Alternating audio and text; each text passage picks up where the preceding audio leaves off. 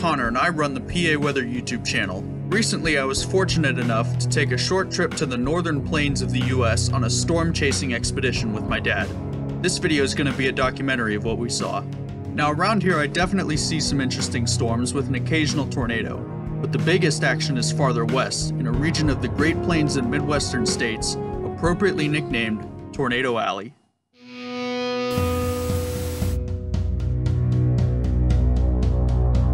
The monster storms and tornadoes that occur in this region are incredible events to witness. The geographic layout of North America allows for all of the right atmospheric conditions needed for powerful storms to fall into place perfectly. The result is a display of power and energy rivaled by few other forces of nature and unique to the central United States. These storms can be extremely dangerous, yet stunningly beautiful.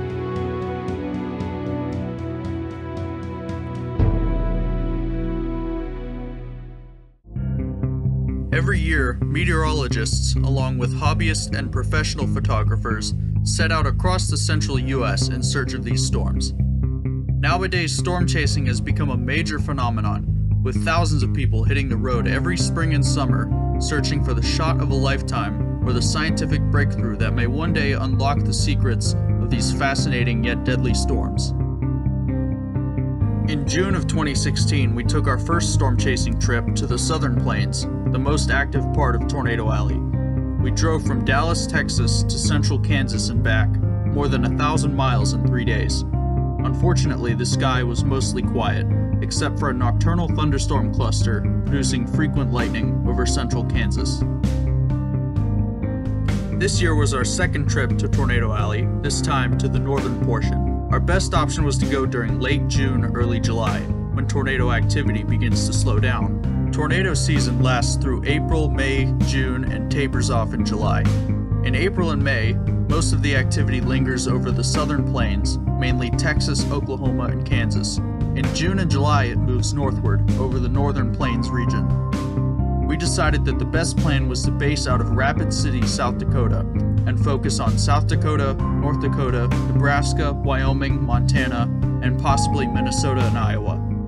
We would have June 30th through July 3rd to chase, and hope that the atmosphere cooperated. Now before we get to the chase, let's talk a little about supercells and tornadoes.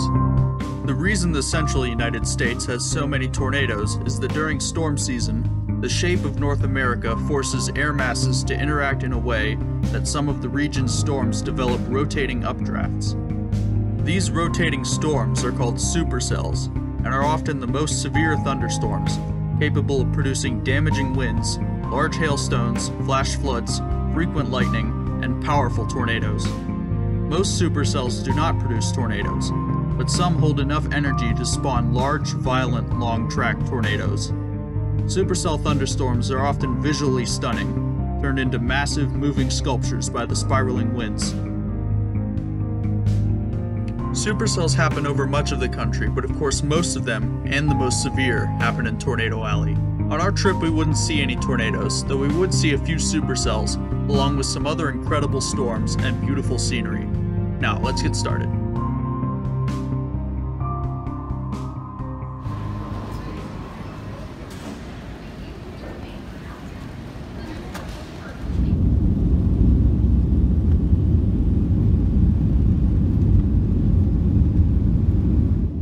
We took off from Pittsburgh on June 29th. Our next stop was Chicago, where we would catch our flight to Rapid City. So at the time I knew June 29th was a day favorable for severe storms in and around Rapid City, but I couldn't check on the storm's progress until we got to O'Hare Airport in Chicago. When we did, I saw that 2 supercells were crossing the Black Hills Forest area, and reports of destructive hail were coming in. A tornado would later be confirmed after several reports were made by spotters in the area. It tracked almost 20 miles across Wyoming and into South Dakota in the mountainous Black Hills region. It was rated EF1 on the Enhanced Fujita scale for fallen trees and minor structural damage.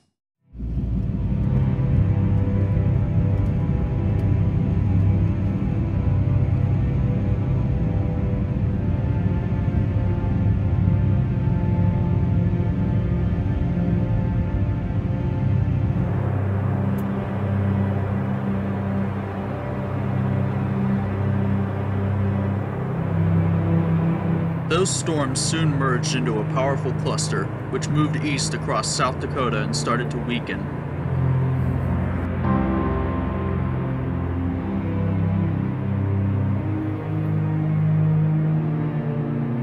At that point, we met the storm in the air. Since it was weaker now, we were able to fly through it. We flew underneath Mamatis bubbles under the storm's anvil, then cut through the top portion of the storm.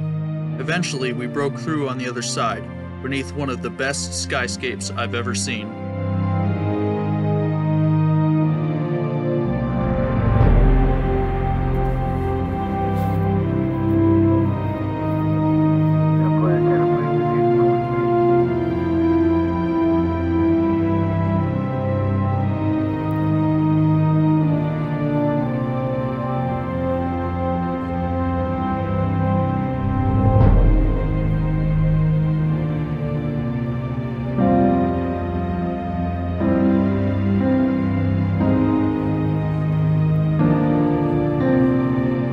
Beneath a vibrant display of Mamatis, sunset, and distant anvil lightning, we landed in Rapid City.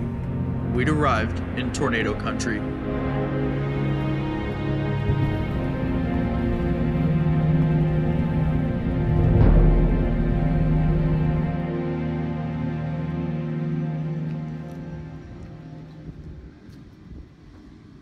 So we got our stuff and went to pick up our chase vehicle for the next 4 days, a rental Ford Explorer. When we got to the rental desk, we were told we'd gotten lucky, since the supercell that passed over Rapid City dropped hailstones the size of softballs, putting a good number of their vehicles out of commission. Also, over the next few days, whenever we were in the western South Dakota region, we saw numerous cars with badly damaged windshields. Thankfully, our car had been spared, so we got to our hotel while lightning flickered on the horizon. We needed some sleep because tomorrow was going to be our first chase day.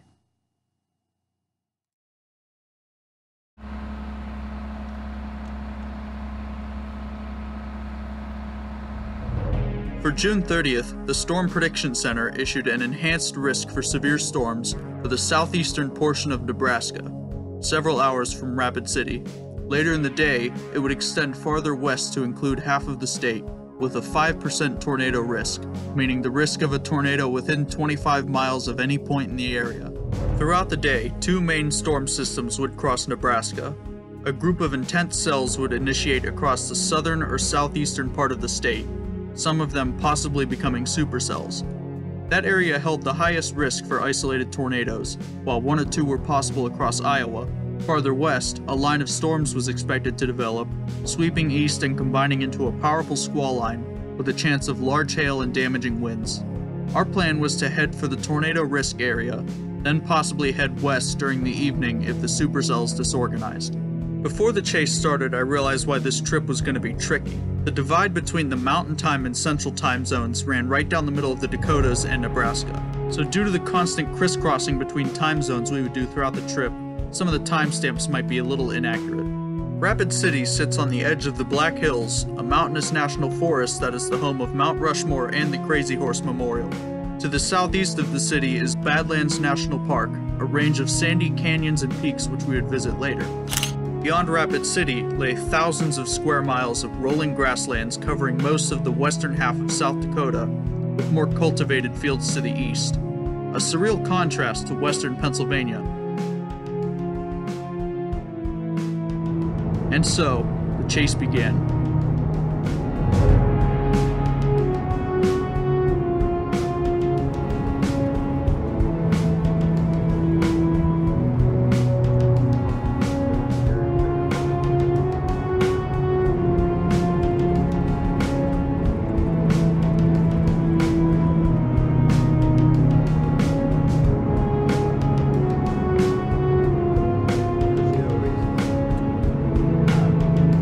After heading east on Interstate 90 for 200 miles, we turned south toward Nebraska, taking in the scenery while I kept an eye on the weather.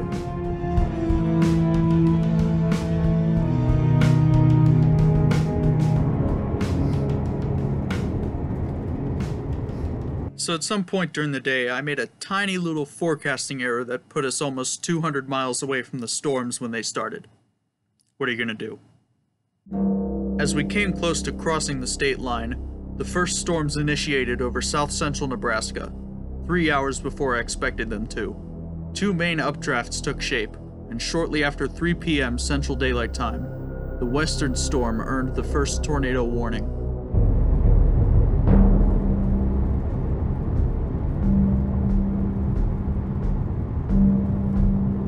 The race to get south and intercept the storms began. They moved slowly and remained south and west of Kearney, Nebraska for more than an hour, soon splitting into two well-developed supercells. If they continued to move slowly and stayed organized, we might be able to catch them near Grand Island.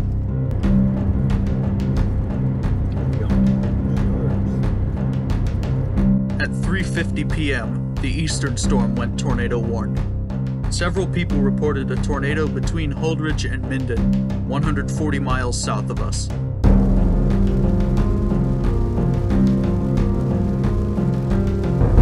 By the time we were less than 100 miles away from the storm, any view of it in the distance was obscured by rain falling over a large swath to its north.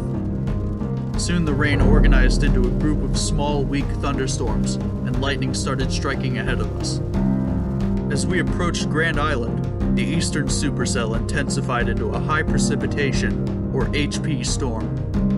It developed a massive hook echo, the radar signature for strong rotation in a thunderstorm. The line of showers remained over us, keeping us from seeing the storm. Meanwhile, a second intense thunderstorm rapidly developed ahead of the supercell. I knew that soon they would merge and the supercell would disorganize. We continued through Grand Island toward Hastings, attempting to get south of the storm. Other storms were firing in the area and quickly intensifying. Some of them were rotating, one going tornado warned farther to the east. When we reached Hastings, the supercell disorganized and seemed to leapfrog into the new storm. It became an intense multi-cell cluster to the southeast. At this point, I knew the supercells had evaded us, so we at least tried to get a good look at this new storm by heading east. Soon the rain cleared out so we can see the backside of the storm. We turned south and eventually stopped on an unpaved road to watch the storm depart.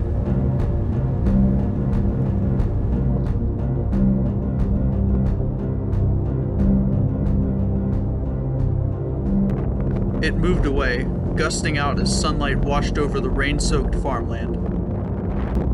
Though we had missed the show, I took in the view it left us with, of the wide-open expanse that surrounded us. I felt welcomed back to the surreal yet beautiful Tornado Alley.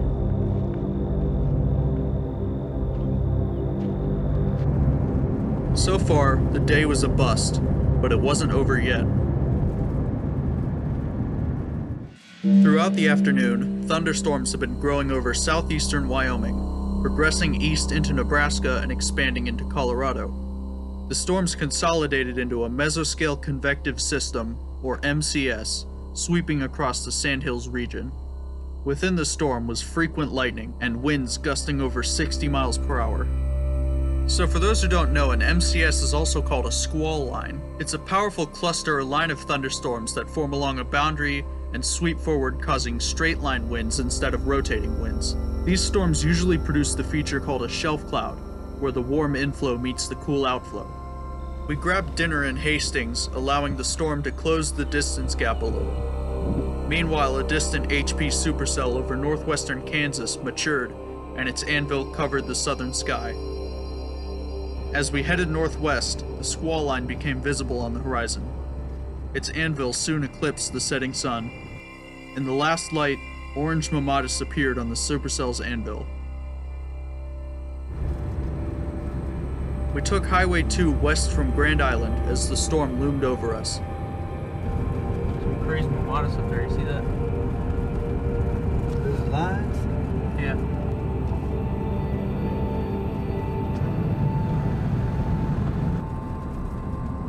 As darkness fell, the first flickers of lightning appeared on the horizon, signaling that we needed to find a good vantage point soon to watch the storm approach. On radar, the squall line formed a clean-cut leading edge ahead of us, putting us in the perfect position.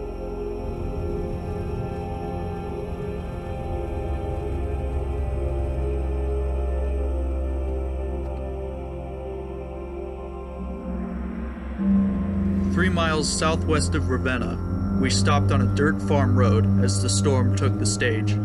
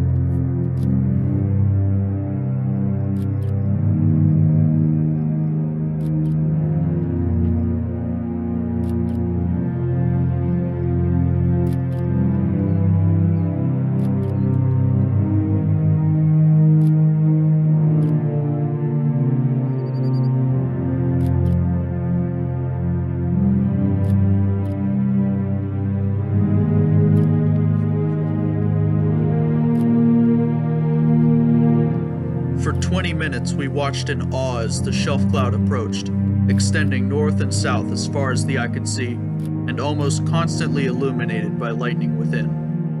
In the foreground, fireflies gathered in the fields.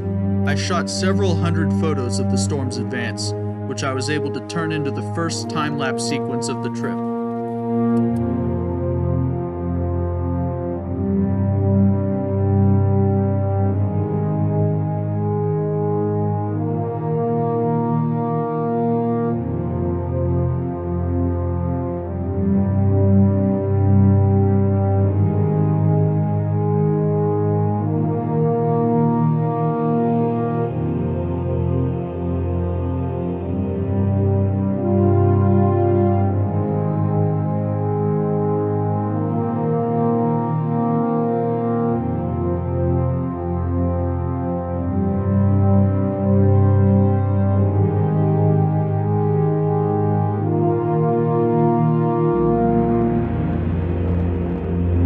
Soon the shelf cloud moved overhead, which meant it was time to pack everything up. Heavy rain and high winds were following right behind it. As soon as I got everything in the car, the gust front hit. Storm spotters to the south reported winds gusting between 60 and 70 miles per hour. We decided to let the worst of the storm pass before we started driving.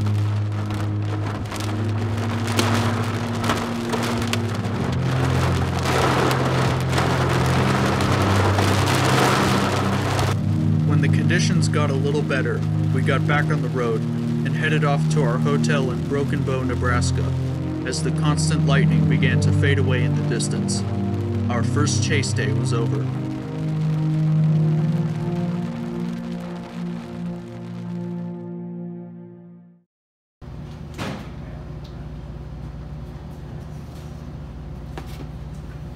On July 1st, there was minimal risk for severe weather across the northern plains, so we decided to do some sightseeing. We left off at a hotel in Broken Bow in central Nebraska.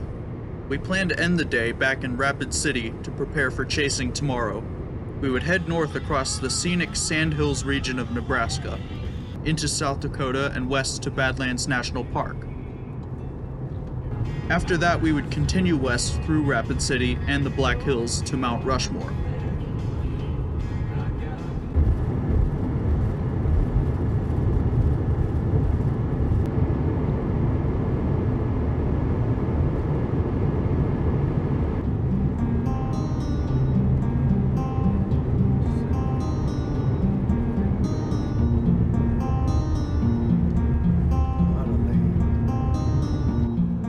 Badlands National Park is an iconic feature of the Northern Prairie. The park holds over 240,000 acres of naturally formed peaks and canyons surrounded by endless grasslands.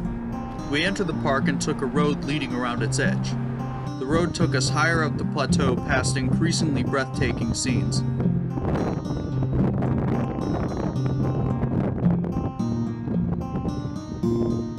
The Badlands are so named due to rough living conditions that faced the Lakota Native Americans. Behind the ragged peaks and buttes are more rolling hills and grasses, home to most of the local wildlife. Throughout the fields are areas teeming with prairie dogs. Also roaming the fields are deer and bighorn sheep. We continued our way to the other side of the park. My dad especially was hoping to see some bison, though so far we hadn't seen any. As we stopped at an overlook, we could see what looked like a group of bison at the edge of the park, so we went to get a closer look on our way out. We ended up getting a lot closer than I expected. Now, the park employees always warn you about not approaching the wildlife, so we kept a bit of a distance, unlike a couple other onlookers near us. When we arrived at the edge of the park, the bison were much closer to the road. We stopped for a few minutes to admire these creatures.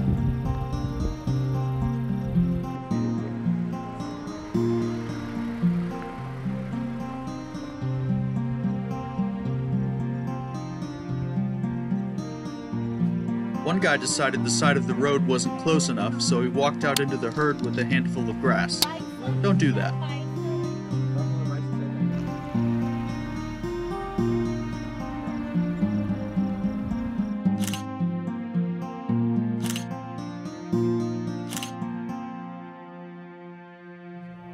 After a little while, the bison probably got annoyed with the crowd that had gathered, so they scared everyone back into our cars by drifting toward the road, then getting a small stampede going.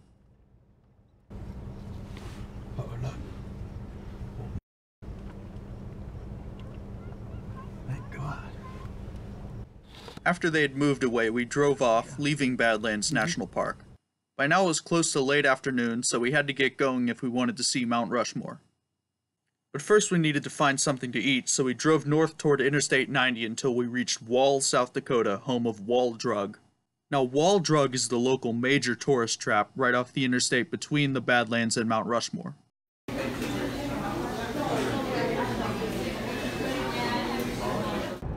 We reached Rapid City and went southwest into the Black Hills Forest.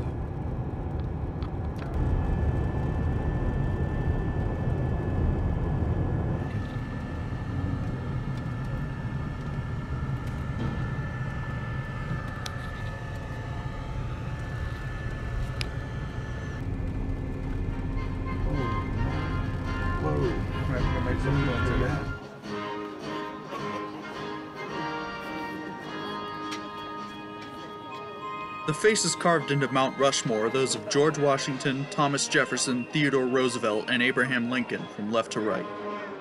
The mountain stands high above the surrounding landscape and is one of America's most iconic landmarks.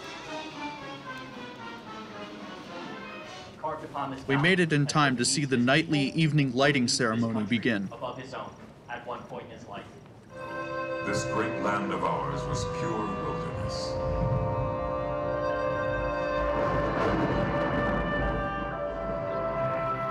After the presentation, veterans in the audience were invited on stage to help lower the flag. And the mountain was lit up by spotlights. At that, we left and returned to Rapid City to rest and prepare for chasing tomorrow.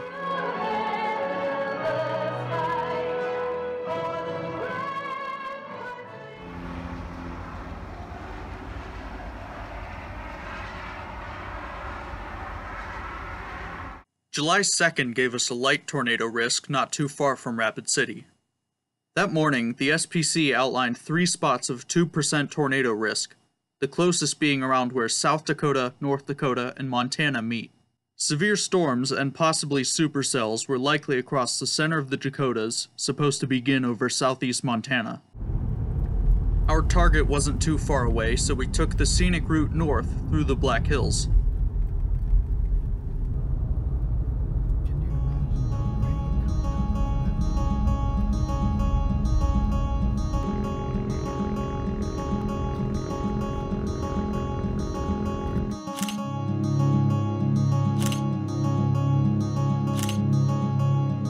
Soon we climbed down the mountains onto the prairie, taking Highway 79 north across the most surreally beautiful terrain I've ever seen in person.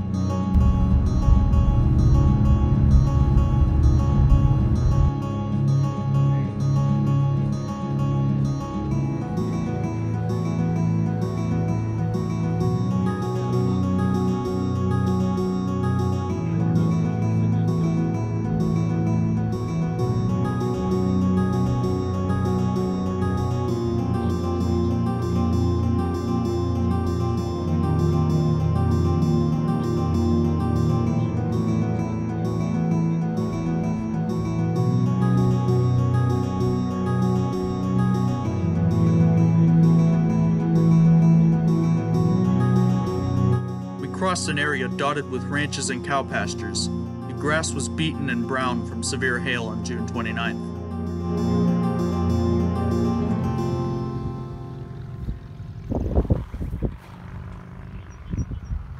Around mid-afternoon, we stopped in Buffalo, South Dakota in central Hardin County. We were in the target area, the South Dakota, North Dakota, Montana tri-state area, so we just had to wait.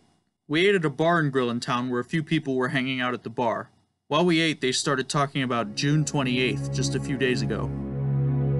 On June 28th, the day before we flew to Rapid City, a spectacular supercell moved over southeast Montana, awing storm chases as it produced multiple photogenic tornadoes. The final tornado occurred not very far west of Buffalo. It was determined that 7 tornadoes were produced by this storm in Carter County, Montana, and Hardin County, South Dakota. The headliner twister, a half-mile wide EF3, touched down southwest of Capital, Montana, and crossed the state line into Hardin County, South Dakota, destroying small farm buildings and tossing a tractor back over the state line. Also, while they were talking about the tornadoes, a test of the local emergency alert system came on the TV. For a second, everyone at the bar went dead quiet, then realized it was a test and started joking about jumping in the freezer. We waited a little longer while I watched the conditions. Shortly before 5 p.m., the cumulus field became agitated to our north and the first precipitation appeared, so we left and headed north. When we left, I started noticing signs of wind shear in the atmosphere, one of the factors that lead to rotating storms. Wind shear is differing wind speed and direction at different altitudes, which produced a small, harmless shear funnel in the cumulus field. That's a good sign. Yeah, it is. Earlier in the afternoon, I also noticed wave-like billow clouds in the distance, another indicator of the increasingly volatile atmosphere. A somewhat promising towering cumulus structure formed to our north.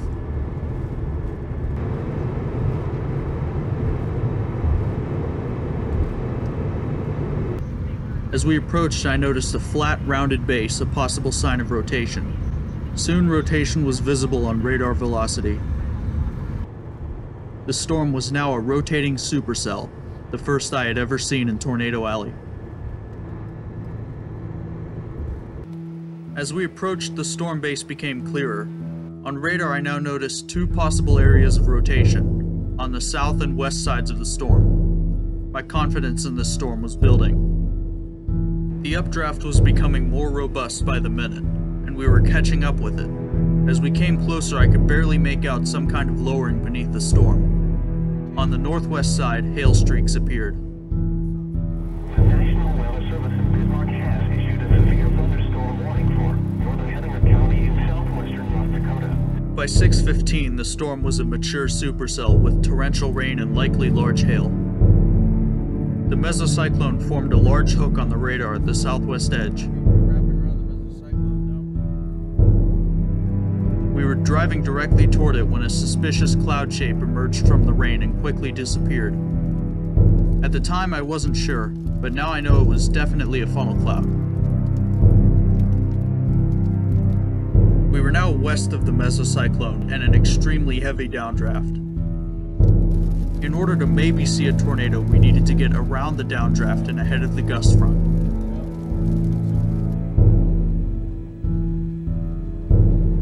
You might want to get a little south first.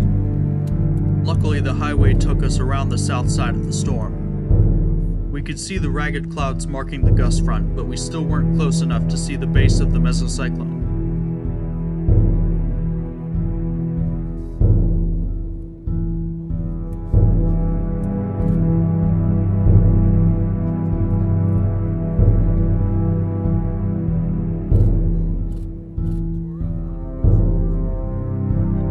We were now ahead of the gust front. We needed to continue east before we could stop and watch the storm.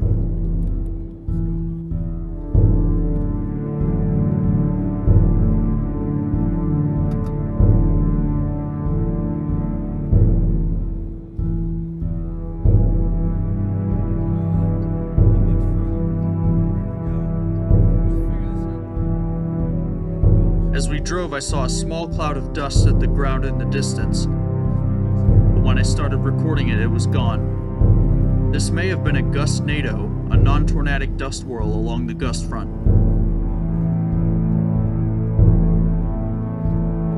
We eventually got ahead of the gust front enough to stop on top of a hill to watch the storm advance. I stepped outside and basked in the glory of this classic Northern Plains supercell.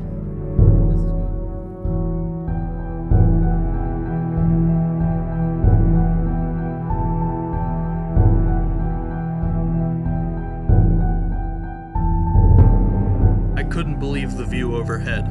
Standing beneath the flying saucer mesocyclone, watching the rain and hail curtains in the distance illuminated by bright sunshine. Such an incredible experience for me felt unreal, surrounded by this beautiful landscape beneath a storm the likes of which I had never seen before.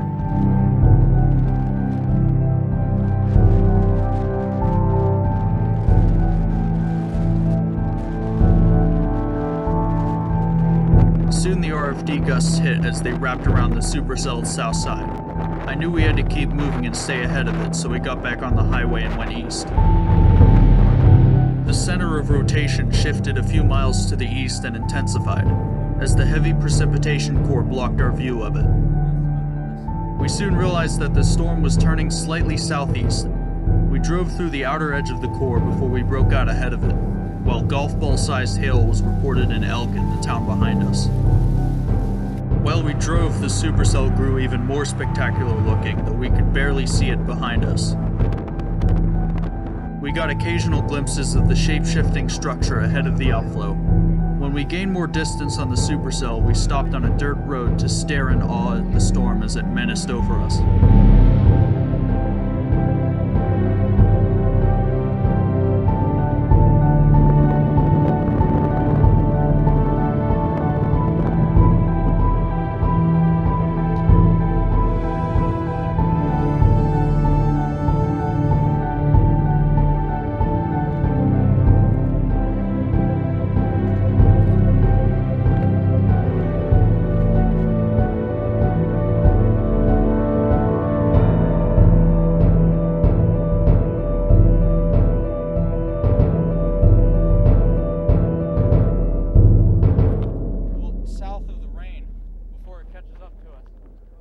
The storm was becoming outflow dominant, meaning its updraft was weakening and tornado chances were dropping.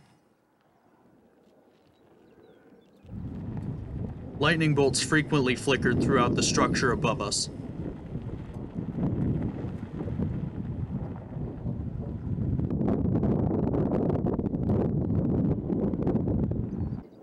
The mesocyclone was turning southeast while heavy precipitation fell to our west.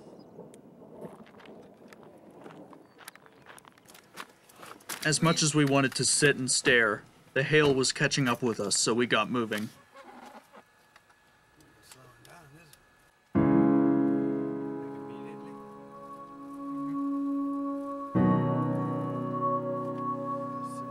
To the north, photogenic Momatis hung under the anvil and a second, smaller supercell was taking shape.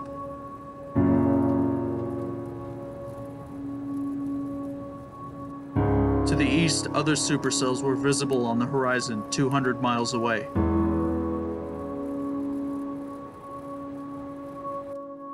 Behind us, the supercell was continuing to shapeshift as the lightning grew more active.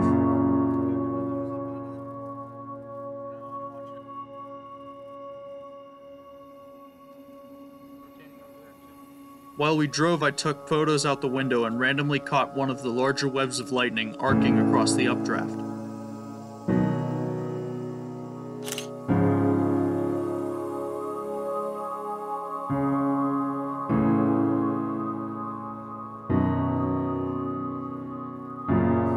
After 8 p.m., the updraft was taking on a mothership structure, dangling menacing scud clouds beneath it.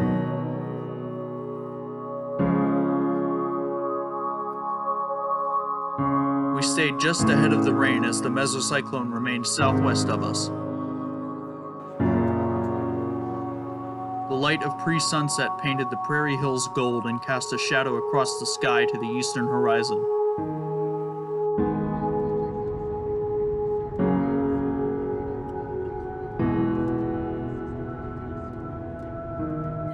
The supercell was weakening.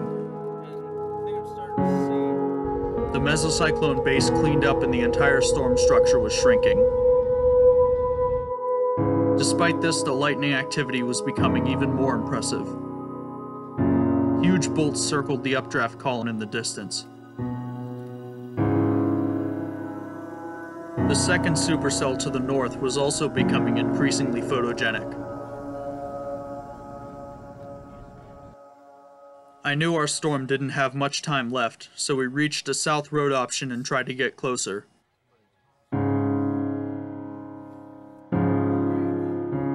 As we drove, the sky and landscape washed over with pastel colors while the lightning continued to strike.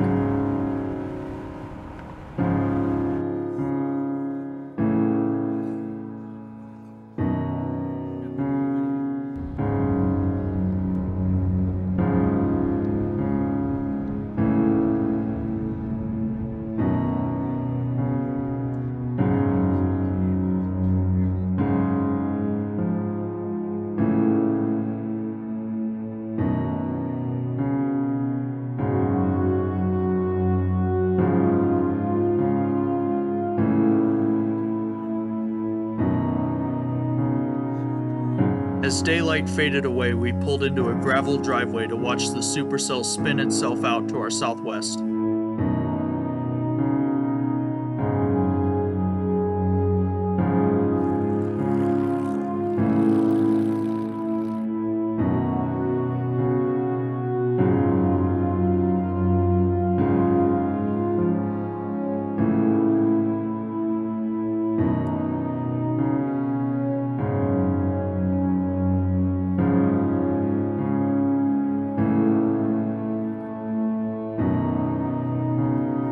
To the north, the second supercell hung beneath the mammatus of the first storm, shaped like a massive flying saucer and creating a scene which I believe speaks for itself.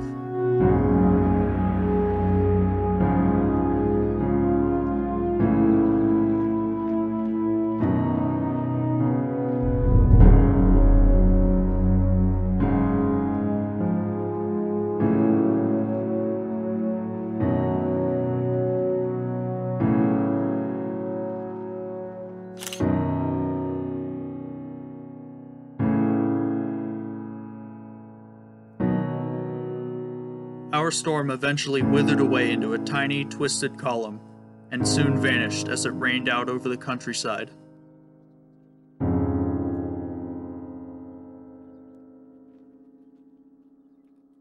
So now we figured the chase was over. Our supercell was gone, the second one was spinning out, and the others were over the distant horizon. We turned around and started heading north to Bismarck, where we would stay the night, but while we were driving, the second storm intensified. A new mesocyclone formed and the lightning activity became visible, starting light and slowly increasing dramatically.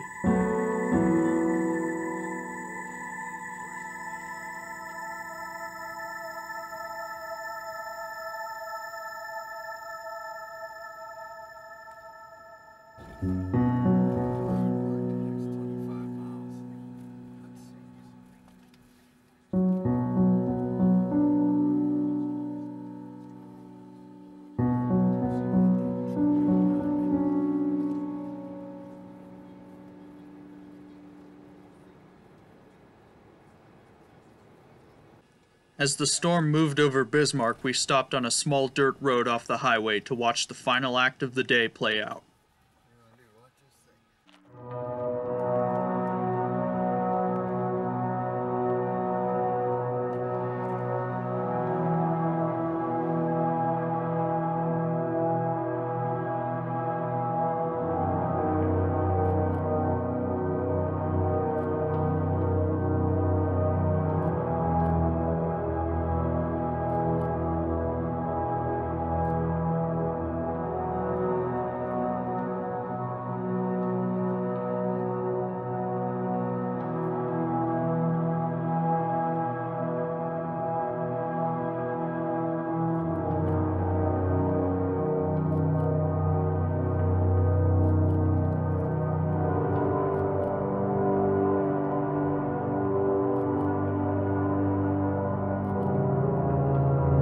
For a half hour I shot this supercell as it was almost constantly illuminated by lightning.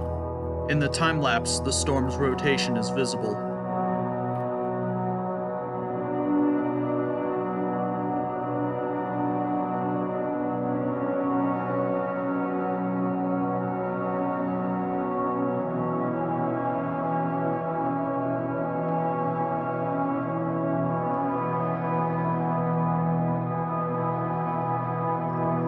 To the east, the supercells on the horizon also produced lightning.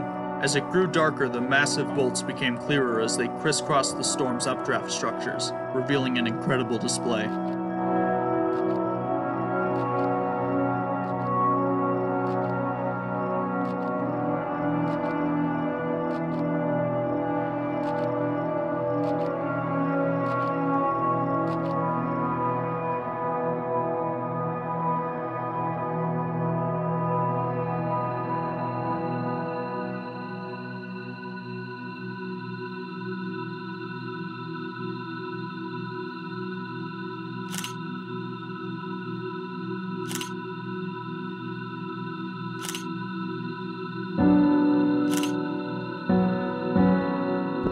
I finished the time-lapse and finally ended this chase day as we packed up and left for our hotel in Bismarck.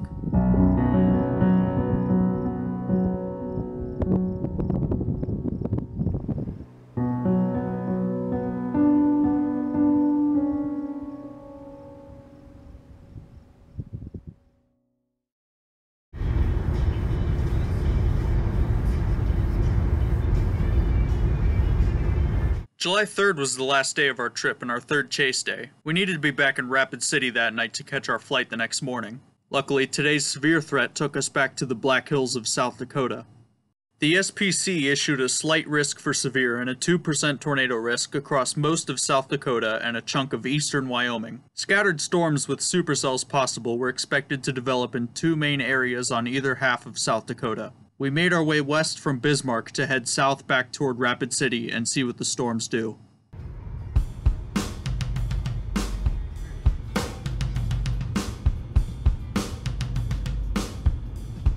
In western North Dakota on Interstate 94 was Theodore Roosevelt National Park, only a short distance from our south route, so we used our national park passes to check it out. We entered through the tiny town of Medora and circled around a section of the park.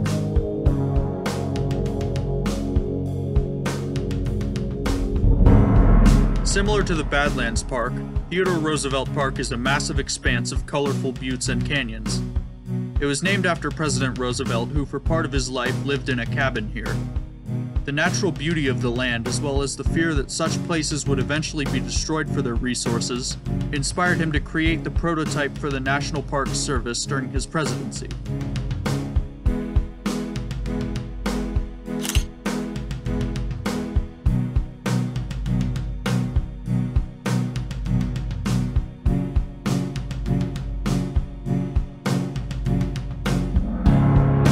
Like Badlands, the park is also home to wild bison and colonies of prairie dogs.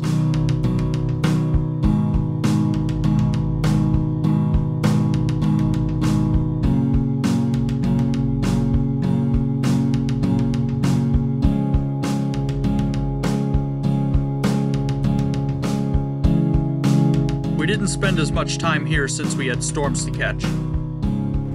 We soon left the park and got on Highway 85, heading south toward Rapid City on yesterday's route.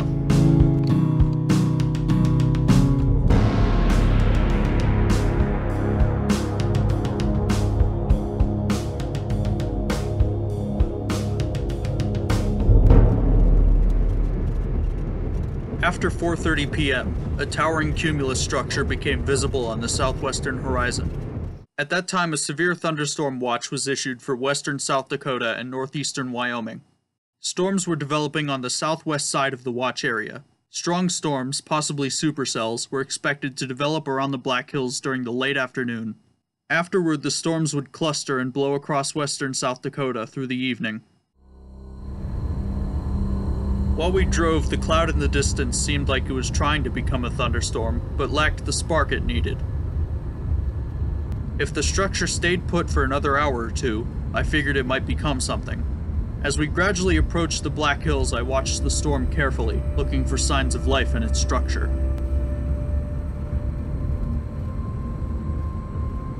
As we got closer, radar showed moderate rainfall and occasional lightning. I was becoming less confident in this storm since it was losing any well-defined structure.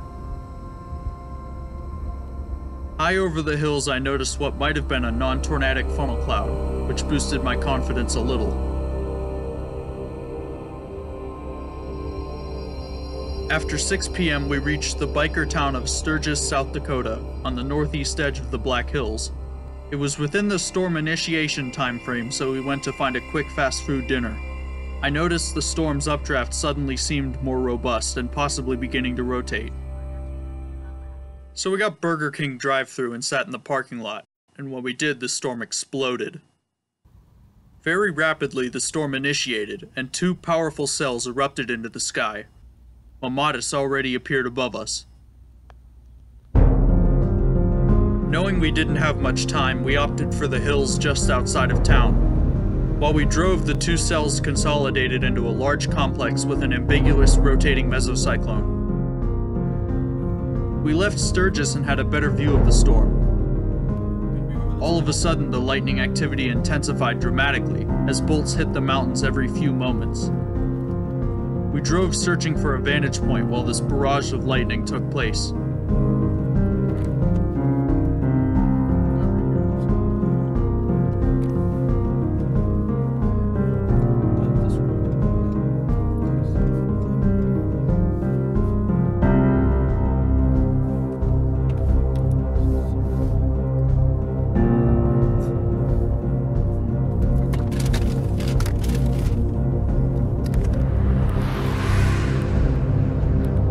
Finally, we found a place to stop along the highway next to Bear Butte, just outside of Sturgis.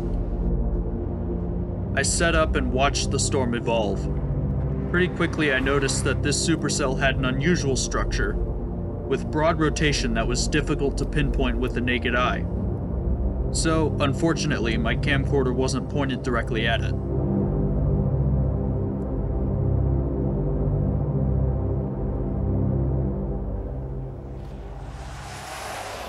Still, the storm was impressive. It had a large flanking line feeding into the mesocyclone. The base of the storm dragged cloud material over the distant mountains, all the while lightning flashed ahead of the storm.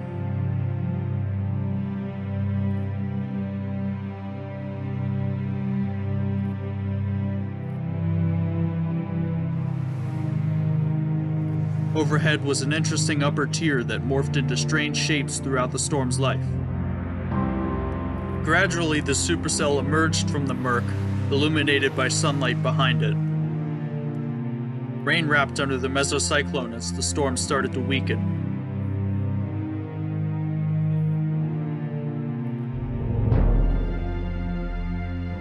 As it gusted out, a detached shelf cloud-like feature formed and rolled off the mountains. I managed to capture a handful of stills with lightning bolts.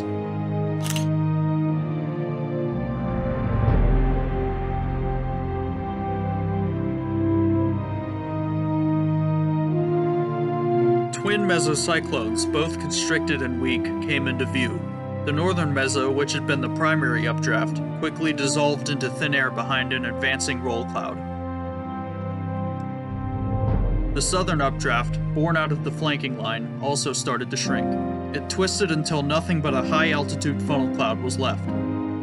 That funnel gave us one final dance before it vanished.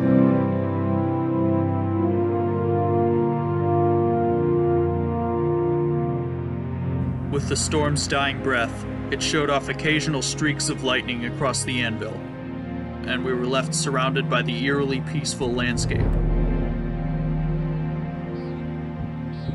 I took a few shots of the scenery around us, and with that, the chase was over. Now it was time to get to our hotel back in Rapid City to pack up and catch our flight tomorrow morning, but the day's storms weren't through. The second round of storms expected that night was approaching, so we were treated to one more show before our trip ended. We started the drive from Sturgis to Rapid City beneath a vibrant sunset and 4th of July fireworks. Soon the sky grew ominous again. An intensifying thunderstorm cluster was approaching from the southwest, bringing gusty winds, hail, and frequent lightning.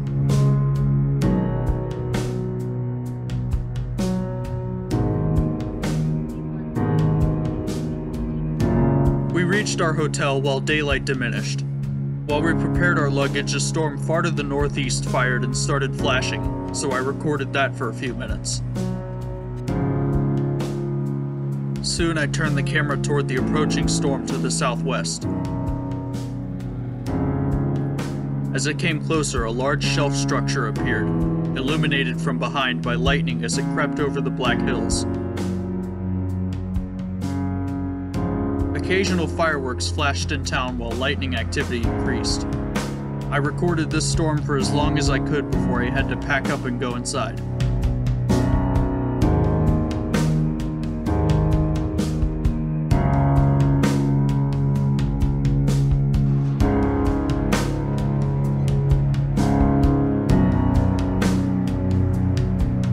From our hotel, I watched some intense lightning as the storm approached.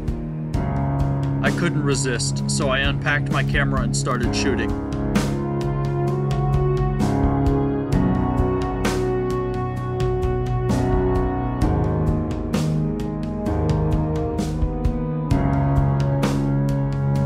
Soon the storm hit, packing torrential rain and high winds.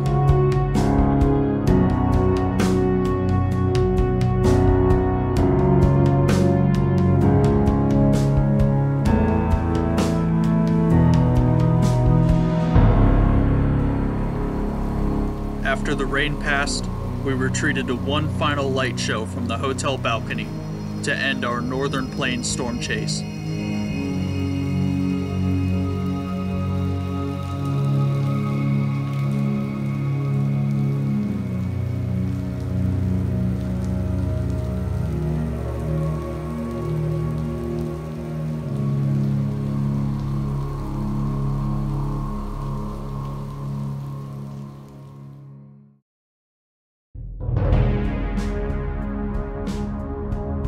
On the morning of July 4th, we left for Rapid City Regional Airport to board our flight to Chicago and Pittsburgh. Our trip had been short, but each day had been an entirely new and awesome experience. So we didn't see any tornadoes, but still I finally got a taste of what chasing in Tornado Alley was really like. In just 4 days, we drove roughly 1,800 miles across 3 states. We saw breathtaking new scenery and wildlife. We met friendly people with interesting stories, and we saw some incredible prairie weather. But still, my hunt for the elusive Great Plains tornado continues. I don't know when I'll get to return to Tornado Alley, but I'm extremely grateful for this opportunity and eagerly await the next one. For now, winter is raging back home, and I'm excited to find out what the 2019 storm season will bring. And to all my viewers, thank you for watching. I hope you enjoyed this video, and I'll see you in the spring.